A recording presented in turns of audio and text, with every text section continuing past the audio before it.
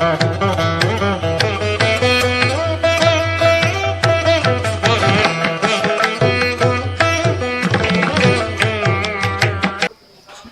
जैन धर्म में रात की भोजन त्याग करने को विशेष क्यों कहा गया है? नियम तो और भी कोई हो सकते हैं, तो इसका समाधान इतना ही है कि जैन धर्म जो है वो परम अहिंसा में विश्वास रखता है। कहते हैं अहिंसा परमो धर्म, अहिंसा ही परम धर्म है। रात में भोजन करते हैं तो उसमें राग की अधिकता होती है। दिन में भोजन करते हैं तो दिन के भोजन में उतनी राग की अधिकता नहीं होती है। जैसे मांस खाने में राग की अधिकता होती है और दाल रोटी खाने में उतनी राग की अधिकता नहीं होती है। दाल रोटी तो जीवन चलाने के लिए खाना ही होता है, किंतु मांस का भक्षण मांस जिह्वा की पुष्टि के लिए लोलुपता के वशीभूत होकर के किया करते हैं। इसलिए हमारे यहाँ रात के भोजन करने का मना किया गया है, दिन में भोजन करने का निषेध नहीं किया है। मगर पद्म पुराण आदि में देखें तो इसको लेकर के बड़ा कथन किया गया है। जब लक्ष्मण जी की किसी कन्या से वनमाला संभवतः उसका नाम था, विवाह हुआ तो जब आगे बढ़ने लगे उसको छोड़ करके, तो उसने कहा कब लौट करके आओगे? तो उन्होंने विश्वास दिलाने के लिए कहा कि यदि मैं अपनी बात को पूरा ना करूं तो मुझे उतना पाप लगना चाहिए जितना पाप रात के भोजन करने में लगता है।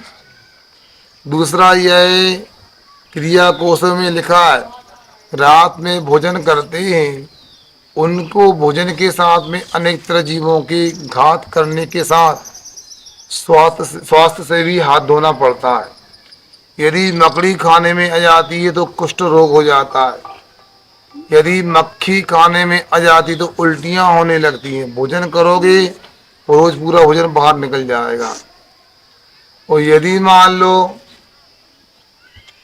जुआ खाने में आ जाए, जुआ जानते हो कहाँ लगते हैं? हाथ में, पाँव में, सिर में होते हैं। जुआ खाने में जाए तो जलोदर रोग हो जाता है।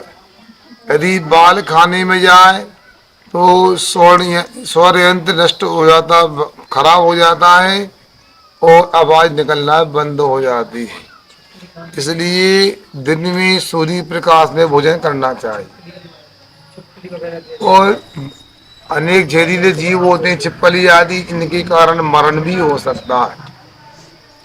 इतना ही नहीं, रात में भोजन करने वाले जो होते हैं वो ये मान लो या तो उल्लू की पर्याय से, चमगादड़ की पर्याय से आए हैं, अथवा उनको उल्लू की पर्याय में जाना है, चमगादड़ की पर्याय में जाना है।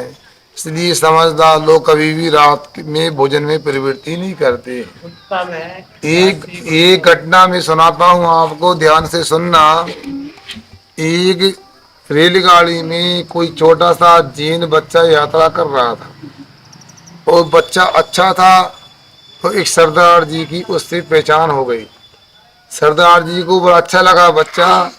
आमने सामने की सीट पर दोनों बैठे थे।